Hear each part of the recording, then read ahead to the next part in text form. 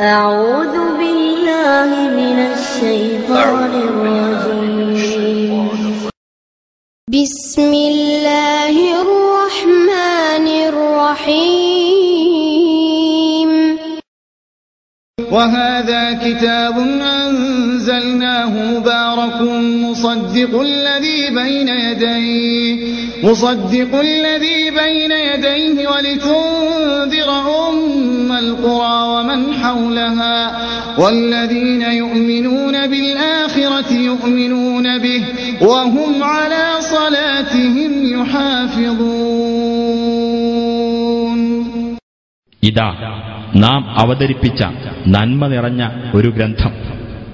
അതിന്റെ മുമ്പുള്ള വേദത്തെ ശരിവെക്കുന്നതത്രേ അത്. മാതൃനഗരിയായ മക്കയിലും അതിന്റെ ചുറ്റുഭാഗത്തുമുള്ളവർക്ക് നീ താക്കീത് നൽകുവാൻ വേണ്ടി ഉള്ളതുമാണ് അത്.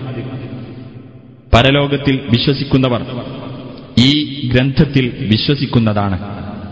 തങ്ങളുടെ പ്രാർത്ഥന അവർ മുറപ്രകാരം സൂക്ഷിച്ചു പോരുന്നതുമാണ്.